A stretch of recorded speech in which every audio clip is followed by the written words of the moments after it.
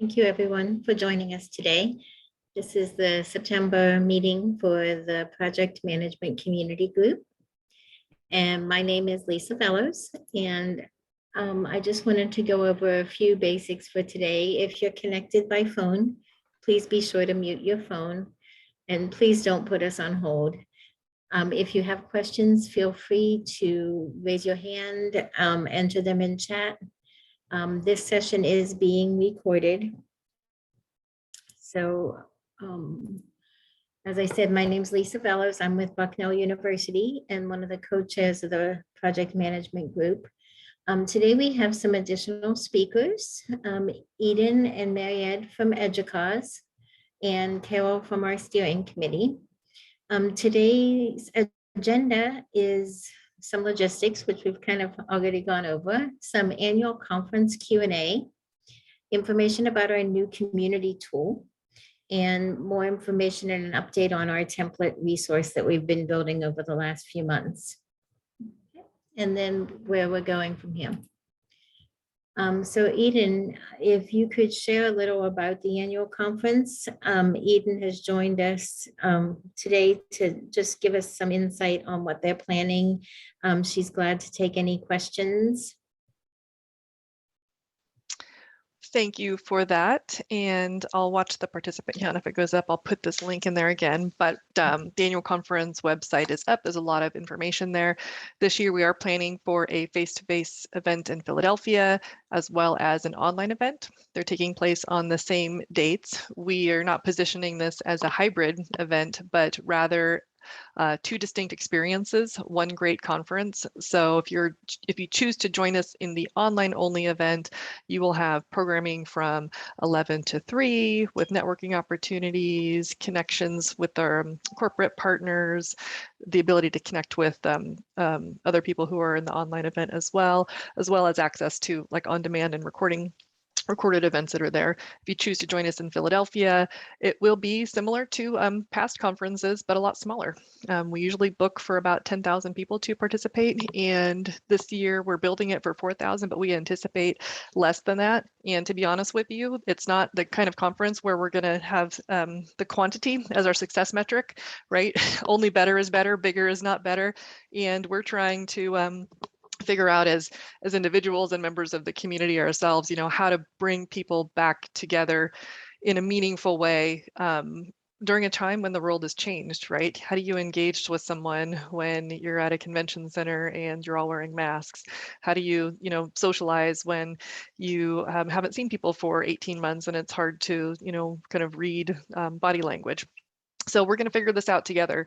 And if you're planning to join us in person, we do have a lot of information that is out there about what we're planning to do regarding health and safety. And I'll just put that direct link in here too, because we're getting a lot of questions around that. But not to focus on health and safety stuff. We've got cool stuff that we plan for the conference. We are easing into the general session. So rather than everybody showing up at 8 o'clock in the morning to a big room, we have breakout sessions that start at 8. And so you can roll in at your own hour, depending on what programs you want to go to. You can go explore the exhibit hall first if you want to. You can watch the first few sessions from your phone, stream it from your room if you like, and then we invite you to join the general session that'll kick off at 11. And between sessions, you'll have plenty of time to connect with one another. We've got 30 minutes built into the program between each of the sessions that are there. And we really feel like this white space not only allows for folks to have more time to get to the next session, you can engage with the speakers or other attendees who are in the room that you are just planning to leave, or you can have those hallway conversations that you didn't feel like you can have time for in the past. While you're doing that, Educause and the venue will be in each of the rooms doing cleaning and sanitization practices and protocols. And so it's a win for you all, but it's also a win for us in our commitment to help folks feel safe attending the conference. And we are bringing back brain dates. The brain dates will be online, well, through an online app. It'll be through the event. But if you're face-to-face, you can choose to meet up with that person in one of the common spaces. We've built a lot of common spaces, open seating sorts of things. In the past, we've had like designated areas for, hey, this is meet and mingle, this is work and chat. Instead of doing designated spaces this year, we've sort of distributed them out throughout the conference. So if you want to be in a small pod, you can. If you want to be off on your own, you can. If you want to be kind of in a more of a community space, you can. So we really have tried to think about what everybody's interests and comfort levels are for being in a shared space together. I don't know if some of you are on backgrounds or if you're back on your campuses. Some of us are still working from home. You can see from my background here. And so really trying to accommodate everybody's kind of both, intellectual, maybe it's not both, it's intellectual, it's psychological, but it's also emotional, right? To get back together face to face with old friends and to make new ones. So that's my general pitch, but I'm happy to answer questions. Does anyone have any questions? I know our question, or one was around the networking activities and the brain dates, and that is so valuable when you go to a conference. And I know it's been something that's been challenging in a virtual world. So I'm kind of curious to see how the brain dates go online and other types of networking things planned for the online community. We did online brain dates for our security conference as well as our teaching and learning conference, and we did them for E20. And so it's only getting more sophisticated in terms of being able to encourage folks to connect with one another. And once you have your profile set up, it's so much easier to come back and do it again. So we hope that those folks who have had good experiences come back and then can convince folks that haven't tried it yet to do it. So brain dates are a great way to meet about common topics, right? We'll have what we'll call birds of a feather meetups. So whether it's a CG that wants to meet up, or it's various, like, hey, people like me, if you're into this particular thing, come to this brain date or this birds of a feather session, you can do that. We also have a lot of interactive activities for those joining us online. So last year in our online conference, it was basically presentations. Interaction happened on the side in the chat. This year we will have some of those. So our general sessions, our keynotes will be like that, but then many of our online sessions will be interactive in the sense that it will be a room like this where someone could be sharing a screen and talking, but then also, getting rid of the screen share and having a facilitated conversation. So we're really mindful of helping people connect. I mean, if it's one thing that we're missing as humans in this pandemic is the ability to have those intimate connections. And whether you choose to go face to face or online, we want to facilitate those types of activities for you. Great. Just to call out a few things that the project management group will be doing at Educause. If you're going to be in person, we will be having our annual meeting and workshop on Wednesday morning, I think the 27th, yes, at 8 a.m. And then we'll also be doing a poster session, kind of during the poster session at 4:15 that afternoon. There will also be an online poster session for those of you who are considering attending online, all about the project management group, what we do, what we're about, that sort of thing. So we'd love to see you at any of those sessions. As the date gets closer, we will also highlight any of the other conference presentations that might be in our topic area. We'll probably post something in the new community on that. Does anyone have any questions for Eden? Sure. I will post. Somebody actually in the chat is asking about what a brain date is. They've never heard of a brain date. Oh. Well, I kind of feel like it's an unfortunate name, but it is branded, and we do purchase the activity from a company. But basically, it is it's a platform where you can pitch your idea. I do an annual INTJ meetup, and I always get 4 people sign up, and nobody ever shows up. And so I do my part to put myself out there as an introvert and connect with other introverts at the conference, but rarely does someone ever show up for my INTJ meetup. For you all, you can post something about like, hey, who's, super excited about, it could be a personal topic, it could be a professional development topic, it could be about project management, it could be whatever you want. It could be something that you're interested in, analytics or digital transformation, or it could be cheeky like my INTJ one. But basically, it's a way to add your ideas, things that you're interested in, into a marketplace, and other people can sign up to basically do a meetup. Oh, great. I'm going to meet with Lisa at 1:30 between sessions, and we're going to talk about apple pie, whatever it is. It helps you find all those people that you may not otherwise find who are interested in that common topic. Mm-hmm. I've enjoyed them in the past.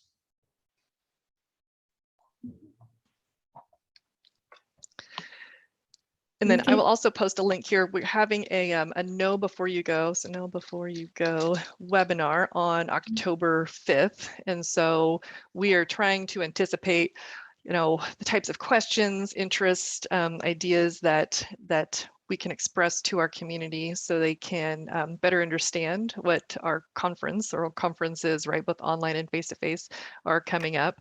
And so free webinar, posted the link there.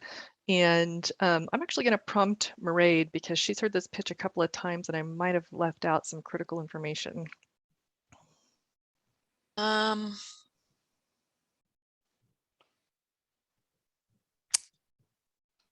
No, I think that's it. Oh, well, last year when we were all virtual, the sessions, the recorded sessions and some parts of the platform were available after the actual week of the conference. Can you say something about that?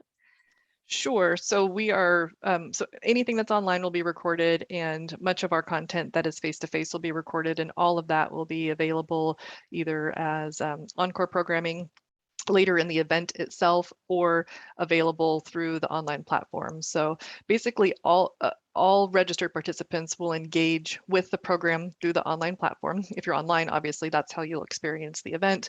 If you're face-to-face, that's how you'll do your wayfinding. So, being able to build your program, being able to see who else is at the conference, being able to have sort of a fluid exchange between online and face-to-face. But that's also where you're going to go back to if you missed that session that you really wanted to do because you got caught up in a hallway conversation. It'll be online, and I think that we have availability for a month through the platform, but then available forever or some flavor of forever in the Educause archive. So if you ever need to find something that you missed at E21, we'll have it somewhere. Mm-hmm. There was a question in the chat about when the brain date topics will be available for review. I remember that was a little before the conference in years past. Yeah, we try to roll out the brain date platform and messaging a week to 10 days before the conference starts. That way folks can start pitching their ideas into the marketplace and people can sign up in advance. Regardless of how early we start, the big rush for topics always comes the first day of the conference. So if it looks a little lean at first, don't worry, it'll be robust by the day the conference starts. You know what I should say something about, Eden, is that in previous years, we did have a mobile app for the conference, and we're not going to have it this year. We hadn't actually intended having it last year either if we had met in person. So I just thought I'd mention that as well. And the online platform supplants a lot of the functionality of the app. Again, you can build your program right in there. You can connect with people and you can stream and chat in sessions. Mm-hmm. Okay. Thank you, ladies, for joining us and sharing some insights into the conference. You're welcome. I do have one answer for you because a couple of you prompted me on a funny hotel, book your hotel email that you got. And the word on the street is that there were some hidden rows or columns in a spreadsheet and everybody got that email. And there was a attempted retract and an apology that is scheduled to go out. So hopefully you'll get the apology. You can ignore that your hotel has been canceled and you can go back to your daily life of worrying about other things that are more important. That's great. Thank you for that update. You're welcome. And I'll stay on for just a few more minutes and see if anything else comes up in the chat as you transition. Okay, thanks. So next we'll introduce our other special guest, Mairéad Martin from Educause. She's the CIO and kind of the lead of the new community tool that just recently launched. I wasn't sure, Mairéad, if you wanted me to share a view of the tool or if you'd prefer to share your screen or what you would like to do. Could I share my screen, Lisa? Yeah, let me just stop. And You should be able to share now. thank you. And good afternoon, everybody. And thanks for the invitation to come along today and chat to you about the, well, you're not seeing it, are you? No, hang on 1 second. Let me try that again.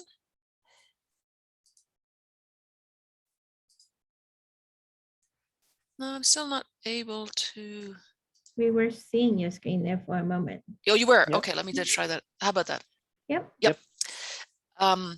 So we're in the month we've been waiting for the new Educause community platform. And I know that this particular community group has been one of the most eager and proactive groups in telling us over the years, in fact, that this is something you'd like to see.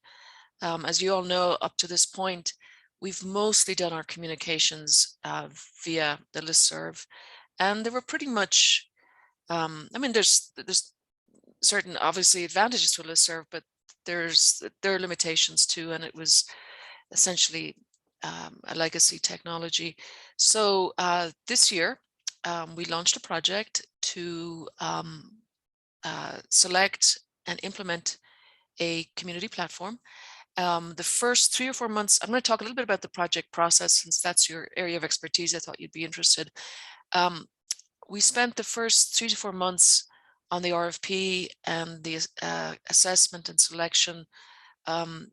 It's not a huge domain of a huge world of solutions, but we did get a good handful of candidates to review, and we selected the Higher Logic platform. We then went into a due diligence phase, which lasted 3 or 4 weeks, where we made sure that we were satisfied about the security, privacy, risk, etc. Everything you would see, for example, in a HECFAT review, plus some other things. And we also, which you may have been hearing about on various lists, we also fortunately had the engagement of the IT Access community group, and they created a small team. And even before we signed the contract, they had a sandbox and they assessed the tool for us and came back with some with a report for areas that needed remediation, which we were also able to share with the vendor. And the result of that was the decision to create a new, for the vendor at least, a new IT accessibility working group, of which Educause will be an inaugural member. And it's to ensure that we keep the priority and well, the priority of certain accessibility issues, keep the focus there for Higher Logic, get it on their development roadmap, and make sure that we're making progress towards a more accessible platform. Implementation then started in May, and I don't know how much you know about Educause and our teams and resources, but essentially we have a fairly small IT team of 12 individuals, and essentially one project manager, one IT project manager who's been the lead for this effort. Her name is Nina Wong, and she's done a fabulous job. But of course, we have many stakeholders across Educause for the platform. So we've been building, and last week we went to the community group leads meeting. They meet once a month, and we did a demo for them. We got them on board and created a new CG leads community group, which would be the equivalent of their listserv. And then we, this week, as you're aware, we launched with early adopters, and there are roughly 18 of them now, 11 or 12 CGs like yourselves, and then some smaller what you would be called an open CG, as in anybody can join, subscribe, and then a smaller group, 4 or 5 smaller groups, steering committees, like the steering committee for this community group has their own space as well. And you wouldn't see those, of course, because they're closed. They're limited participation. So I want to say one thing. Let me stop sharing for a second to say one thing about that I think is important is essentially our disclaimer for the platform, and I hope you will understand why. You know, it was an agile process, and there's good and bad in that. We had been hoping to start this project last year, but with COVID, we had to put it on the back burner. And so what would have taken us, you know, we would have had a more steady pace. We wouldn't have been pushing in such a tight timeline. We started at the beginning of the year. As I said, we took our time and the appropriate time for choosing the platform. But, you know, it's been at a clip, and you've probably noticed too that at Educause we do try to get things done before the conference so that the membership can take advantage of new platforms, new services, new programs. And we also want to see how this new platform will help enhance, promote, support the conference. So we essentially, our approach has been to get the existing lists over, and then when we get there and start kicking the tires and things shake out, we'd make modifications then. And so you've seen us, we've had a big campaign to get subscribers on lists who don't have a profile, who are not a member, to at least get a profile, or otherwise they'd be left behind and we wouldn't be moving them over. So we've been pushing and pushing, and we'll keep pushing at that. And then, as I say, we're already seeing it with the early adopters this week. Gosh, it's only been a day. It feels like a long week. We're already seeing the early adopters give us great feedback, and we're starting to make adjustments already. And the go live is at the end of September, September 28th, and it'll be north of an MVP, and we'll iterate after that. There's some functionalities that we haven't turned on yet, and that we'll wait and see once we get our community over there. We'll wait and see and get feedback about turning them on. And then also we've got some initial content, and I know you also, your steering committee has been working on some initial seeding content for your area. And I think I've shared, these are the dates, and essentially when you go on the platform, you'll see that you have discussion forum, a resource library where you can upload and get access to I think up to about 70 different file types are supported. There's a blogging function, there's an event function, and then there's a member directory. And I'm going to go back to the actual platform. Can you see the platform right now? Okay. And so when you go to My Communities, and of course here you are, and you'll see your, first of all, your discussion forum, which essentially is the equivalent of your listserv.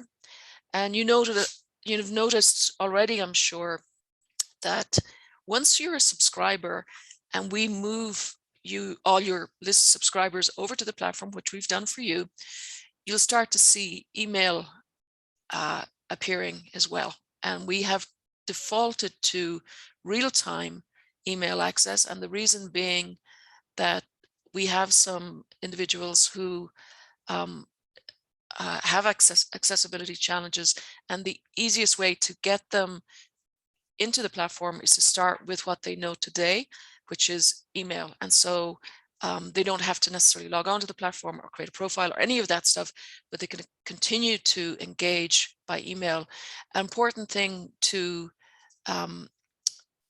know is that you can select whether you want to do real-time, no, or daily digest. Now we don't have weekly digest at this point. Maybe we'll get it in the future, but as I said, we defaulted to real time. So yesterday we were all seeing a lot of emails, and so daily digest might suit you better. But if you don't want to miss anything, real time's good to go. So you'll see your threaded subjects, how many posts or replies, the time, etc. And you can you can select according to recent posts in your communities or all posts if you want to see across all of your communities. And then of course you've got your library. And it's just a little bit slow today. Lisa's already put in some templates. Well, Lisa's created a webinar event and announced that. So there's some participation guidelines for your community group. And of course, if you've gone on the platform already, you'll notice that one of the first things we ask you to do when you log on is to agree to the terms and conditions. And they are based on these community group participation guidelines, with a few, of course, additions, because there are new capabilities that you don't have on a listserv, but the spirit of them is pretty much, it's the same as what you know today. No blogs yet, but that will come. And we talked about events, and you've got a member directory. So you'll see that we were able to move over 1,400 subscribers, and they're all here. One of the things that we've also, if you go up here to your profile, now my profile is filled out because I've been in the platform for a while and I've elected to fill it out, but we're defaulting to a private profile. You'll just have your first name, last name, and then you elect what to share and with whom. And so you can go through these fields. You can make your profile short. You can make it look like a LinkedIn profile. And we also say to you that in order to be consistent, because you'll remember, of course, that there's another profile, and that's the one that's displayed on the website. And so we suggest that when you're editing your profile, start there, and then you'll have a consistent profile between the website and Connect, and which is very helpful. What else can I tell you? The first, you of course will go to communities that you're subscribed to, but if you explore communities, you'll see these are the ones that are in for as early adopters. So of course you're not seeing all of the communities yet, and you can just elect to join them. And I'm actually going to join IT service management right now, because I thought I was in that and I'm not. And I want a daily digest, and yes, I'd join the community. And yes, I'd like to go to the community page right now. And so I am, and here I can see them as an early adopter. They're in there, they're testing things, they're having a look around. And notice, of course, your CG leaders are here too, and you have an easy way to get in touch with them. If I'm just thinking about my community groups and just want to stay in that space, I do, but I can also see discussions across the board. And that might mean that I'd say, oh gosh, here's a community group that looks really active. I think I'll join. Here's a community group that has a topic that I really like. I think I'll join that one, or just have a look at their messages. Now, there are 3 types of user on the platform. There's users who are members of Educause, so is member of. There are users with an Educause platform, or Educause profile. You don't have to be a member, but you can create a profile. And then there's the public. And so when you look at this from the public point of view, certain things will be accessible, but very little. And you could think of them essentially as incentives to join, because I'll say, oh, this looks interesting, I'd like to learn more. Or essentially ways for us to highlight certain things, certain events, whether they're Educause or community group scheduled events as well.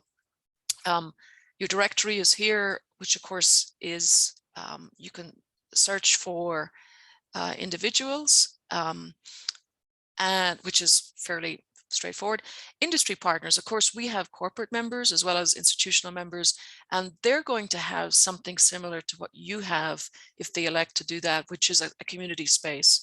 So you could have a Google community space and a Lucian community space, as well as a page where you can go and say, I want to easily connect to the Google community space or to Google itself, or to talk to somebody at Google. We can do that as well. And then finally, community events as well. There's Mary, go ahead. we did have a question in the chat. Oh, of course, I wasn't watching it. Thank you. That's okay. It's about listserv content and if it's going to be migrated or what's going to be happening with it. Now, Earl, do you mean the listserv archive?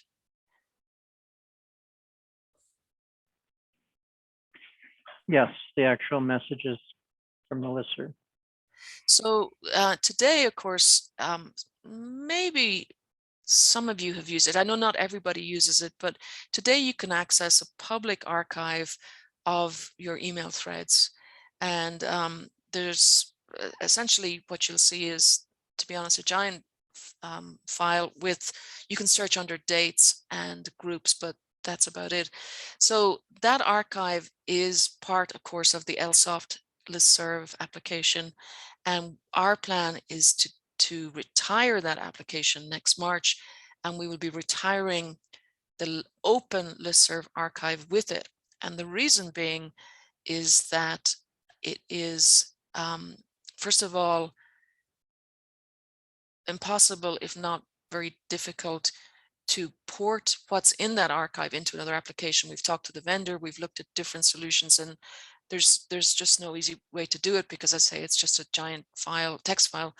But the second more important reason is that it is a security issue. It's very easy, and it has been done, where someone can go in and just scrape the email addresses.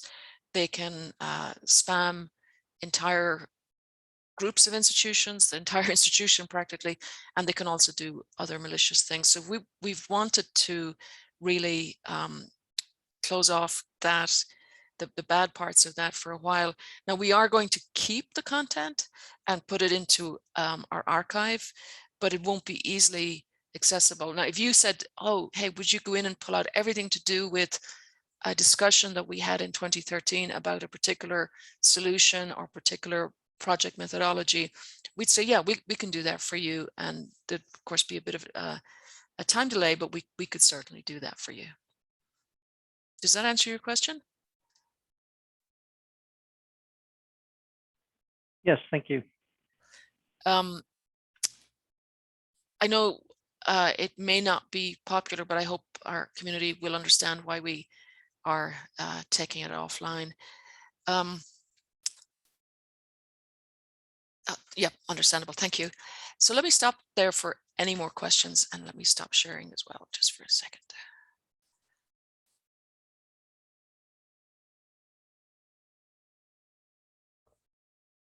How many of you have been able to go in so far? Oh, good. Oh, excellent. Quite a few of you. Well, you know, I hope you'll understand when I say it's not going to be perfect. We got the best product we could in this market, as in a community platform for associations. We've had a quick turnaround. We're giving the vendor lots of feedback. And I know that there'll be a time where it shakes out and it will get better, particularly when the community say to us, hey, you know, we could do it this way rather than that way, and this makes more sense. So we're looking forward to getting your feedback. So I should not take up any more of your time. Oh, Ed's got a question. Does the library tab in Connect replace the library pages? No, actually, Ed, it doesn't. The library tab is meant to be limited. I say the word limited, but it's really for this community group. So your community group library tab is for your library. So it doesn't replace the larger amount of resources at the library pages. So follow-up question then. Sure. If we're posting library articles at connect.educause.edu, is it still then advisable for us to submit things, submit the similar pieces to the Educause Resources page? Oh, yes, you can do that. Okay, Absolutely. and There's no, that creates kind of a duplicate content issue, but I guess if it's only duplicate to those of us that have access to the community groups. So that's right. That's right. You're actually, you could say it's duplicate, but it's for a limited audience that would have that duplication, because by putting it on library.resources or library.educause resources, more than just your community group can have access to it. okay, thank you. You're welcome. Any other questions or comments? Oh, and so what does the platform not have? It doesn't have any project management capabilities. And so it doesn't have video conferencing capabilities. It doesn't have a wiki. And I know that many of our CGs use these things, obviously, in their CG work or in their day-to-day work. We didn't find a solution that doesn't have a smoothie machine, doesn't have brain dating yet, but we didn't find a solution that would have those things, and we couldn't, frankly, replicate, say, what we can do here on Zoom or what you could do in any of the popular or current project management tools. Higher Logic did have a wiki component, but it was very limited. They had developed it for a standards group who just used it for document management. So essentially you just update, version your document, download it. It didn't have anything like Google Docs or OneDrive. It didn't have anything that would be good for that kind of collaboration. So we'll still be, and also it doesn't have messaging. And you can chat, but it's with a support group. It doesn't have messaging because we realized if we have messaging, you essentially start duplicating what you're doing on the discussion forum, and it just, it wouldn't work. So, and then finally, to finish up, I'll say obviously your listserv is still here, but on the 27th, the day before we go live with the platform, we'll start to turn off the listservs. The week before, we'll start to limit or stop new subscriptions to the listserv. So you might say, well, can't we keep the listserv? But then again, we'd have activity in two places. It'd be nearly impossible for your steering committee to keep up with it. Never mind, essentially creating just a fragmented experience, and less of a reason for users to use the platform, to be honest.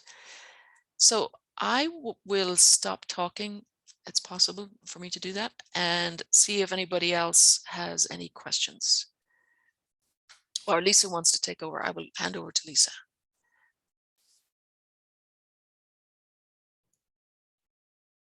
Thanks. I just thought I'd share this screen, and feel free if you have questions, but talk a little about what we're planning. We did try to get some of our content over the course of probably the next month or so. We're going to be looking at everything that we have out there on the project management community group website and trying to get it transitioned into the different areas of the community, what makes sense, what doesn't make sense. But we welcome any discussions, and if you have ideas on how we could use this better, we are also looking for blog posts. One of the things, could you talk a little about if you see any new features, like is there anything here that we're expecting that maybe, Yes, thanks, Lisa. And actually Earl asked too about polls. Yes, we have polls, and we are just starting to turn them on. We thought that would be, they're intended as sort of ideation polls, a way for you to say, oh, have you thought about doing this? But also we can use them obviously for feedback, so they should be turned on. So I'll come back to the steering committee and give them a date. If they're not turned on already, I saw some discussion about them yesterday, so I know that we were working on them and looking at them and seeing. So also, we've subscribed to a volunteer management module. And I think you can imagine that that is a quite a big activity for us at Educause, particularly around the conference, the annual conference, where you know, Lisa or John or others could be talking about this community group and say, we're looking for volunteers to do blah. And then rather than writing it at the back of an envelope, she could say, well, go to the community platform and there is a space where you could actually volunteer. So we're hoping that we would be able to turn that on in time for the annual conference too. And finally, we do have a mentoring module. And it was included in the package with the polling, ideation, and volunteer management. We didn't necessarily need it because we have a mentoring platform. However, we are looking at it and seeing what it has or hasn't compared to the mentoring platform that we do have. And I've seen associations use it for other things, not necessarily mentoring. So we may do that as well, since we do have it. But that would be, I wouldn't see that happening this side of this year. I think that would be next year. Great, thanks. Any other questions, Mairéad? Okay, so please, we encourage everyone to go out and check out the new site. It's just connect.educause.edu. We can post that in the chat if it hasn't been, but it's pretty easy to use. And I think more time you have playing around with it, you'll get used to it pretty quick. Yep. Thank you so much. I will say, it is my final thing to say, and that is, I do think it's easy to use. I think of the less favorable comments that we're seeing, it's around the real-time email that individuals are finding, oh, it's a lot of email. But you know what? You can go for a long time and not have a lot of activity in a community group. It's just the fact that people are getting on, the early adopters are getting on, they are communicating. So it seems like it is a lot of activity suddenly. So there's that. So I'm going to take off. It's nice to see everybody. And I look forward to seeing you on Connect. And if you're going to be in Philly in October, see you then, or on the online annual conference platform. Thank you for joining us. Thank you. Bye, everybody. So next up, we have Carol from the steering committee, who's going to give us an update on the template project. So thank you, Lisa. And as you know, over probably the last, I don't know, 6-8 months in our group, we've been talking about templates and asking you to submit templates. Well, we have those templates posted now. So there's probably, like Lisa has indicated on the slide, there's about 20 templates up there. Please have a look. Whether you're a newbie or an old pro, I think you're going to find something good. I was pleasantly surprised of all the different ideas that are there in the different areas. So have a look, and also please submit templates. If you've got something in your file storage that you think is really cool, that you would like to share, that you think someone else might get something out of, whether it's the whole document, pieces of it, please, please, please post it on our site. So there is a link there to post templates, but you will need the secret code, the EDU PMCG explanation point. Don't forget that. You'll need that password in order to submit the form. So have a look, and I want to thank everyone that did submit a template. They're really good, and special thanks to Ed Puckett, who designed the system for us. But please have a look, use it. It's good stuff. And this is one area that isn't possibly going to change as we begin using the new community site. So please bear with us for now. This is how we have been collecting them, but we'll keep you updated. The link is also out on that new community site in the library section, if you're interested in getting it there. So this is kind of demonstrating we'll be transitioning each of our current website things out there to the site. Lots of great templates available. Any questions on templates? Okay. So upcoming sessions, at this time, as Mairéad said, I'm really looking forward to that volunteer module. It would be great. We're looking for volunteers to lead any sessions. These are some ideas we've had. Anything that is project management related that you may be passionate about, we're definitely open to different and new project or speak presentation topics. So please, don't hesitate to reach out to any of us, myself or John or anyone on the steering committee. We'd love to hear from you. Upcoming meeting dates left this year. We do have a second meeting at the end of September. Some colleagues from Notre Dame are going to be talking about methodology decision making in their guide. And then we have some open slots for November and December. We are hoping to be, we will be fully transitioned to that new platform in the November timeframe. And then during December, we're going to be transitioning our leadership. So those are some upcoming things that are happening. Again, these are a bunch of links. If you just type project management community group Educause, you'd find all of our websites, lots of resources out there, as well as the new Educause Connect, which is connect.educause.edu. But please go out and check out our resources. And as you heard Mairéad said, our archives of our lists will be going away. So if you have some thoughts or you've been thinking about going out there and searching for some topics that have been discussed in the past, I would put that on your agenda between now and March. Okay. Questions? We have a few minutes left. If anybody has any open topics or would like to share anything with the group.